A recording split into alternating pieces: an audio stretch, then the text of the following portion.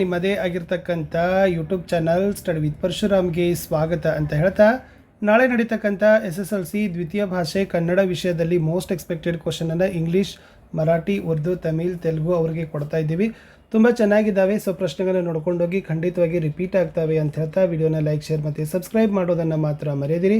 So ಬನ್ನಿ ಶುರು ಮಾಡೋಣ ಈ ವಿಡಿಯೋವನ್ನು. ಸಪ್ತಮಿ ವಿಭಕ್ತಿಗೆ ಉದಾಹರಣೆಯಾದ ಪದವಿದು ಅಂತ ಕೇಳಿದ್ದಾರೆ. ಸೊ ಸಪ್ತಮಿ ಅಂತಕ್ಕದ್ದನ್ನು ಕೊಟ್ಟಿದ್ದಾರೆ. ಓಕೆನಾ. ಇನ್ನು ಸವರ್ಣ ದೀರ್ಘ ಸಂಧಿಗೆ ಉದಾಹರಣೆ ಯಾವುದು ಅಂತ ಕೊಟ್ಟಿದ್ರು. ಮಾತಿಲ್ಲ, ಕಾಶಿಯಲ್ಲಿ, ದೇವಾಲಯ, ವೀರೇಶ. ಸೊ ದೇವಾಲಯ ಅಂತಕ್ಕಂಥದ್ದಾಗ್ತದೆ. ಪ್ರಥಮ ಉ, ದ್ವಿತೀಯ ಅನ್ನು, ತೃತೀಯಿಂದ ಚತುರ್ಥಿ ಗೆ ಸಪ್ತಮಿ ಅಲ್ಲಿ ಇದೆಯಲ್ಲ. ಸೊ ಪ್ರಥಮ ಉ ಆಗ್ತದೆ. ಇದು ಗೊತ್ತಿರಲಿ. ಇದು ಮನೆಯಿಂದ ಗೂಡನ್ನು ಅಂತಕ್ಕಂಥದ್ದಿದೆ. ಅದು ಕೂಡ ಮೋಸ್ಟ್ ಇಂಪಾರ್ಟೆಂಟ್ ಆಗಿರ್ತಕ್ಕಂಥದ್ದಿತ್ತು. ಸೊ ವಿಭಕ್ತಿ ಪ್ರತ್ಯಯಗಳ ಮೇಲೆ ನಿಮಗೆ 1 ಮಾರ್ಕ್ಸ್ ಅಂತೂ ಫಿಕ್ಸ್ ಆಗಿ ಬರ್ತದೆ ಫ್ರೆಂಡ್ಸ್. ನೀವು ಚೆನ್ನಾಗಿ ಅದನ್ನು ಏನು ಮಾಡ್ಕೋಬೇಕಪ್ಪ ಅಂದರೆ ಕಲ್ಕೊಂಡು ಹೋಗಲೇಬೇಕು. ಓಕೆನಾ. ಸೊ ನಿಮಗೆ ಕ್ಲಿಯರ್ ಮಾಡ್ತೀನಿ ವಿಭಕ್ತಿ ಪ್ರತ್ಯಯಗಳದ್ದು. ಯಾಕೆಂದರೆ ಸಪ್ತಮಿದೆ ಏನಾಗ್ತದೆ ಅಲ್ಲಿ ಆಗ್ತದೆ. ಶಾಲೆಯಲ್ಲಿ ಅಂತಕ್ಕಂಥದ್ದು ಸಪ್ತಮಿ. ಗೂಡನ್ನು ಉ ಅನ್ನೋದು ಪ್ರಥಮ. ಇಂದ ಅಂತ ಇದೆ. ಇಂದ ಅಂದರೆ ತೃತೀಯ ಆಗ್ತದೆ. ಕೆ ಅಂತ ಇದೆ. ಕೆ ಅಂದರೆ ಚತುರ್ಥಿ ಆಗ್ತದೆ. ಇನ್ನು ಸವರ್ಣ ದೀರ್ಘ ಸಂಧಿಗೆ ಉದಾಹರಣೆ ಕೇಳಿದ್ರು. ದೇವಾಲಯ ಹೊಸದು. ಓಕೆನಾ. ಇದು ಅನುಕರಣವೇನೋ, ಜೋಡು ನುಡಿನೋ, ದ್ವಿರುಕ್ತಿನೋ, ಸರ್ವನಾಮನೋ. ಇನ್ನು ಕಾವೇರಿ ಪದದಲ್ಲಿರುವ ಮಾತ್ರೆಗಳು ಎಷ್ಟಿದ್ದಾವೆ ಅಂತ ಕೇಳಿದರು. 1 ಮಾರ್ಕರ್ ಕ್ವಶನ್. ಗಿಳಿಯ ಯಾವ ಗುಣವನ್ನು ಇಂದ್ರ ಮೆಚ್ಚಿಕೊಂಡ? ಪುಟ್ಟರಾಜರು ಖಾದಿ ತೊಡಲು ನಿರ್ಧರಿಸಿದ್ದು ಏಕೆ? ಹೆಡ್ ಮಾಸ್ತರರು ಸಂತೋಷಗೊಂಡದ್ದು ಏಕೆ? ಗಂಗೆಯಲ್ಲಿ ತೇಲುತ್ತಿದ್ದ 100 ದೀಪಗಳು ಹೇಗೆ ಕಾಣುತ್ತಿದ್ದವು? ಗೋಪಾಲನು ಹೊಸ ಪಂಚೆಯನ್ನು ಬಯಸಿದ್ದುದು ಏಕೆ ಅಂತ ಕೇಳಿದ್ದಾರೆ. ಇನ್ನು ನಮ್ಮ ಹಿರಿಯರು ನಮಗೆ ಹೇಗೆ ಕಾಣಿಸಿದ್ದಾರೆ ಅಂತ ಕೇಳಿದರು. ನಮ್ಮ ಹಿರಿಯರು ನಮಗೆ ಏನು ಕಾಣಿಸಿದ್ದಾರೆ.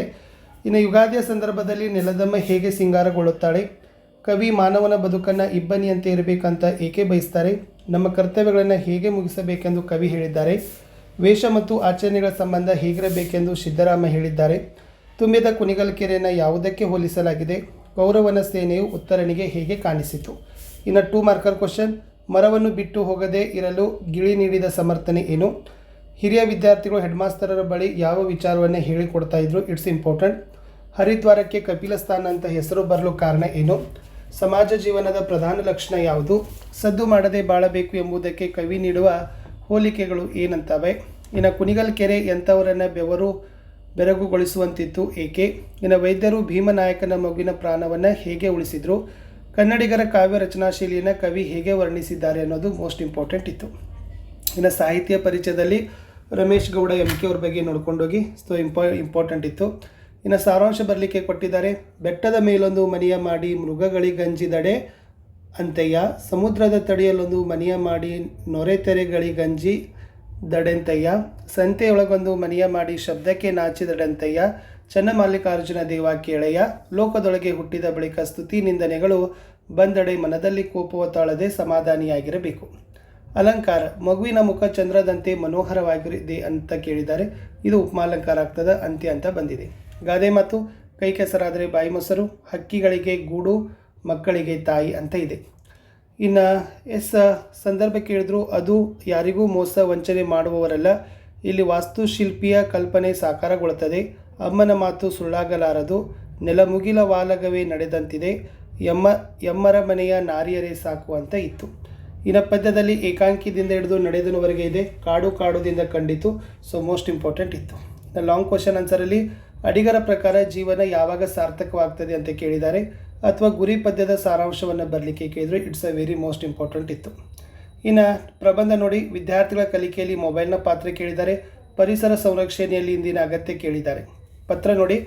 ನಿಮ್ಮನ್ನು ಶಿವಮೊಗ್ಗದ ಕೊಮ್ಮನಾಳು ಗ್ರಾಮದ ಸರ್ಕಾರಿ ಪ್ರೌಢಶಾಲೆ ಓದ್ತಕ್ಕಂಥ ರಘುರಕ್ಷಿತ ಅಂತ ಭಾವಿಸಿ ನಿಮ್ಮ ಊರಿನ ಬೀದಿ ದೀಪಗಳನ್ನು ಸರಿಪಡಿಸುವಂತೆ ಕೋರಿ ಗ್ರಾಮ ಪಂಚಾಯತಿ ಅಧ್ಯಕ್ಷರಿಗೆ ಒಂದು ಪತ್ರ ಬರೀರಿ.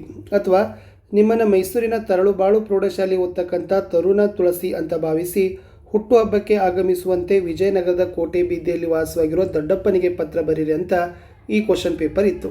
ಇನ್ನು ಇನ್ನೊಂದು ಕ್ವಶನ್ ಪೇಪರನ್ನು ಕೊಡ್ತೀನಿ. ಬಾಣವನ್ನು ಪದದಲ್ಲಿರುವ ವಿಭಕ್ತಿ ಕೇಳಿದ್ದಾರೆ. ಯಾವುದು ಗುಣಸಂಧಿಗೆ ಉದಾಹರಣೆಯಾಗಿರ್ತಕ್ಕಂಥ ಪದ ಅಂತ ಕೇಳಿದರು. ವರ್ಣಮಾಲೆಯಲ್ಲಿರುವ ಅನುನಾಸಿಕ ಅಕ್ಷರಗಳ ಸಂಖ್ಯೆ ಎಷ್ಟು? 5 ಇದಾವೆ. ಕುಪ್ಪಳಿ ಪದ ಯಾವ ಪದದ ನಾಮ ಪ್ರಕಾರ ಅಂತ ಕೇಳಿದರು. ಕುಪ್ಪಳಿ ಅಂತಕ್ಕಂಥದ್ದು. ಇನ್ನು 1 ಅಂಕದ ಪ್ರಶ್ನೆ.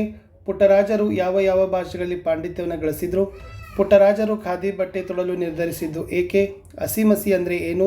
ಹಕ್ಕಿಗಳು ಗೂಡು ಕಟ್ಟುವ ಸಾಮರ್ಥ್ಯಕ್ಕೆ ಮಿತಿಯೊಡ್ಡುವ ಅಂಶಗಳಾವುವು? ನಮ್ಮ ಹಿರಿಯರು ನಮಗೆ ಏನು ಕಾಣಿಸಿದ್ದಾರೆ? ಸೌಜನ್ಯ ಹೇಗೆ ಅರಳಬೇಕು? ರೋಗಿಗಳು ಯಾರ ಬಳಿ ಹೋಗ್ತಾರೆ? ಸಿದ್ಧಾರ್ಥನು ಕಾಡಿನಿಂದ ನಾಟಿಗೆ ಹೊರಟಿದ್ದು ಏಕೆ? ಜಗ ಖಗ ಪ್ರಾಣಿ ಪಕ್ಷಿಗಳು ಮೈಕೊಡವಿ ಎದ್ದು ಎಲ್ಲಿಗೆ ಹೊರಟಿರುವೆ? ನಮ್ಮ ಕರ್ತವ್ಯಗಳನ್ನು ಹೇಗೆ ಮುಗಿಸಬೇಕೆಂದು ಕವಿ ಹೇಳಿದ್ದಾರೆ? ಸಿದ್ಧಾರ್ಥನು ಅರಿತುಕೊಂಡು ಬದುಕಿನ ಸತ್ಯವೇನು? ಉತ್ತರನಿಗೆ ಬಲಗಡಲಿನಂತೆ ಕಂಡ ಸೈನ್ಯ ಯಾವುದು ಅಂತ ಏನು ಮಾಡಿದ್ದಾರೆ ಕೇಳಿದರು. ಇನ್ನು 2 ಮಾರ್ಕರಲ್ಲಿ ರೈತರು ಎದುರಿಸ್ತಕ್ಕಂಥ ಸಮಸ್ಯೆಗಳೇನು? ಪುಟ್ಟರಾಜರಿಗೆ ಯಾವ ಯಾವ ಪ್ರಶಸ್ತಿಗಳು ದೊರೆತಿವೆ? ಹಕ್ಕಿಗಳು ಗೂಡನ್ನು ನಿರ್ಮಿಸುವ ಉದ್ದೇಶವೇನು? ಸಿದ್ಧಾರ್ಥ ಬುದ್ಧನಾದ ಸಂದರ್ಭದಲ್ಲಿ ಕಾಡಿನ ತುಂಬ ಪ್ರೀತಿ ಹೇಗೆ ತುಂಬಿಕೊಂಡಿತು? ನಮ್ಮ ಬದುಕು ಕೆಸರಿನ ಕಮಲದಂತಿರಬೇಕು ಏಕೆ? ಅಡಿಗರು ಯಾವುದನ್ನು ಹೇಡಿತನ ಮತ್ತು ಹೆಂತನ ಅಂತ ಕರೆದಿದ್ದಾರೆ? ಮನುಕುಲದ ಭವ್ಯ ಬದುಕು ಯಾವ ರೀತಿ ಅರಳಬೇಕಿದೆ? ವಾಲ್ಮೀಕಿಯು ಹೂಗಳ ಹುಟ್ಟನ್ನು ಹೇಗೆ ಬಣ್ಣಿಸಿದ್ದಾರೆ ಅಂತ ಇತ್ತು. ಇನ್ನು ಸಾಹಿತ್ಯ ಪರಿಚಯದಲ್ಲಿ CP ಕೃಷ್ಣಕುಮಾರನ್ನ ಚೆನ್ನಾಗಿ ನೋಡ್ಕೊಡ್ರಿ.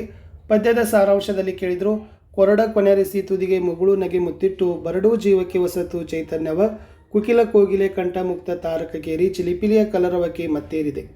ಇನ್ನು ಅಲಂಕಾರ, ಪುಟ್ಟರಾಜರು ಕೋಗಿಲೆಯಂತೆ ಸುಮಧುರವಾಗಿ ಹಾಡ್ತಾ ಇದ್ರು ಅಂತ ಇದೇ ಸೆಂಟೆನ್ಸನ್ನು ಕೊಟ್ಟಿದ್ರು. ಇನ್ನು ಗಾದೆ ಮಾತಲ್ಲಿ ಕೂತು ಉಣ್ಣವನಿಗೆ ಕುಡಿಕೆ ಹೊನ್ನು ಸಾಲದು, ಕೋಟಿ ವಿದ್ಯೆಗಳಲ್ಲಿ ಮೇಟಿ ವಿದ್ಯೆಗೆ ಮೇಲು. ಸಂದರ್ಭ ಇದ್ದಾವೆ. ಏನಾದರೂ ವರವನ್ನು ಕೇಳು ಕೊಡುತ್ತೇನೆ, ಭಗವಂತ ನಮಗೆ ಜೀವನ ಎನ್ನುವ ಕಾಫಿ ಕೊಟ್ಟಿದ್ದಾನೆ, ದೀಪಗಳನ್ನು ತೇಲಿ ಬಿಡುವ ಈ ಆಟ ನಡೆದೇ ಇತ್ತು, ಭಾವ ತಂದಾನೆ ಬಣ್ಣದ ಸೀರೆ ನಾಡನಲಿವರು ಹಲುಗೆರೆಯ ಬಿಡುವೆನೆ ಅಂತ ಇತ್ತು. ಪದ್ಯ, ಉಳ್ಳವರು ಶಿವಾಲಯವ ಮಾಡುವರು ಜಂಗಮ ಕಳಿವಿಲ್ಲ, ಬೆಟ್ಟದ ಮೇಲೊಂದು ಮನೆಯ ಮಾಡಿದಿಂದ ಹಿಡಿದು ಸಮಾಧಾನಿಯಾಗಿರಬೇಕು ಅನ್ನೋದನ್ನು ಪದ್ಯಗಳನ್ನು ನೋಡಿಕೊಡ್ರಿ. ಇನ್ನು ಲಾಂಗ್ ಕ್ವಶನ್ ಆನ್ಸರ್ಲಿ ಗೋಪಾಲನು ತನ್ನ ತಾಯಿಯೊಂದಿಗೆ ನಡೆಸಿದ ಸಂಭಾಷಣೆಯ ಸಾರ ಅಥವಾ ನನ್ನ ಗೋಪಾಲ ಪಾಠದಲ್ಲಿ ವರ್ಣಿಸಿದ ಪ್ರಕೃತಿಯ ವರ್ಣನೆ ಅಂತ ಕೇಳಿದರು. ಇದು ಇಂಪಾರ್ಟೆಂಟ್ ಇತ್ತು. ಇನ್ನು ಪ್ರಬಂಧ, ವಾಯು ಮಾಲಿನ್ಯಕ್ಕೆ ಕಾರಣ ಮತ್ತು ನಿವಾರಣೋಪಾಯಗಳನ್ನು ಕೇಳಿದ್ದಾರೆ. ನಿರುದ್ಯೋಗದ ಸಮಸ್ಯೆನೂ ಕೂಡ ಬಂದಿದೆ. ಇನ್ನು ಪತ್ರ, ನೀವು ಸರ್ಕಾರಿ ಪ್ರೌಢಶಾಲೆಯ ವಿದ್ಯಾರ್ಥಿ ರವಿ ಅಂತ ಭಾವಿಸಿ ನಿಮ್ಮ ಶಾಲಾ ಗ್ರಂಥಾಲಯಕ್ಕೆ ಕನ್ನಡ ಪುಸ್ತಕ ಕಳುಹಿಸಿಕೊಡುವಂತೆ ಕನ್ನಡ ಸಾಹಿತ್ಯನ ಪರಿಷತ್ತಿನ ವ್ಯವಸ್ಥಾಪಕರಿಗೆ ಮನವಿ ಪತ್ರ ಬರೀರಿ. ಅಥವಾ ನೀವು ಸರ್ಕಾರಿ ಪ್ರೌಢಶಾಲೆ ವಿದ್ಯಾರ್ಥಿ ಮೈಸೂರಿನ ಪ್ರಣವ್ ಅಂತ ಭಾವಿಸಿ ವಿಶ್ವ ಪರಿಸರ ದಿನಾಚರಣೆ ಕುರಿತು ಮಂಗಳೂರಿನ ಕಿರಣ್ ಎಂಬ ಗೆಳೆಯನಿಗೆ ಒಂದು ಪತ್ರ ಬರೀರಿ ಅಂತ ಕೊಟ್ಟಿದ್ದರು. ಇಷ್ಟು ಮೋಸ್ಟ್ ಇಂಪಾರ್ಟೆಂಟ್ ಆಗಿರ್ತಕ್ಕಂಥ ಪ್ರಶ್ನೆಗಳಿದ್ದಾವೆ. ಸೊ ಚೆನ್ನಾಗಿ ಅವುಗಳನ್ನು ಪ್ರಿಪೇರ್ ಮಾಡ್ಕೊಂಡು ಹೋಗಿ ಅಂತ ಹೇಳ್ತಾ, ಸೊ ಇಷ್ಟು ನೋಡಿಕೊಂಡ್ರೆ ಸಾಕು, ಖಂಡಿತವಾಗಿ 60 ಮಾರ್ಕ್ಸ್ ತೊಗೊಳ್ತೀರಿ. ಯಾಕೆಂದರೆ ಇದು ಇಂಪಾರ್ಟೆಂಟ್ ಕ್ವಶನ್ಸೇ ಇದ್ದಾವೆ. ಸೊ ನಿಮಗೆ ಬೇಕಂದರೆ ಕೀ ಆನ್ಸರ್ ಅಂತ ಕಮೆಂಟ್ ಮಾಡಿದರೆ ಸಾಕು, ನಾನು ಮತ್ತೆ ನಿಮಗೆ ಕೀ ಆನ್ಸರ್ಗಳನ್ನು ಸಹಿತ ಕೊಡಲಿಕ್ಕೆ ಪ್ರಯತ್ನ ಪಡ್ತೀನಿ ಅಂತ ಹೇಳ್ತಾ ವಿಡಿಯೋನ ವಾಚ್ ಮಾಡಿದ್ದಕ್ಕೆ ಧನ್ಯವಾದಗಳು. ಸೊ ಹೆಚ್ಚು ವ್ಯೂಸ್ ಬಂದರೆ ಖಂಡಿತವಾಗಿ ನಾವು ಇನ್ನಷ್ಟು ವಿಡಿಯೋವನ್ನು ನಿಮಗಾಗಿ ಕೊಡ್ತೀವಿ. ಯಾಕಂದರೆ ಫಸ್ಟ್ ಲ್ಯಾಂಗ್ವೇಜ್ ಕನ್ನಡದಲ್ಲಿ ನಮಗೆ ವ್ಯೂಸ್ ಅಷ್ಟು ಬರಲಿಲ್ಲ. ಸೊ ಹೀಗಾಗಿ ನಾವು ಇದನ್ನು ವಿಡಿಯೋಗಳನ್ನು ಕಡಿಮೆ ಮಾಡಿದ್ದೀವಿ. ಬಟ್ ಹೆಚ್ಚು ವಿಡಿಯೋಗಳನ್ನು ವ್ಯೂಸ್ಗಳನ್ನು ಬಂದರೆ ಖಂಡಿತವಾಗಿ ಇನ್ನಷ್ಟು ವಿಡಿಯೋಗಳನ್ನು ತರ್ತೀನಿ ಅಂತ ಹೇಳ್ತಾ ಇಲ್ಲಿಯವರೆಗೆ ವಾಚ್ ಮಾಡಿದ್ದಕ್ಕೆ ಧನ್ಯವಾದಗಳು. ಸೊ ನಾನು ಸಿಗ್ತೀನಿ ಹೊಸ ವಿಡಿಯೋದಲ್ಲಿ. ಅಂಟಿಲ್ ಟೇಕ್ ಕೇರ್, ಬಾಯ್.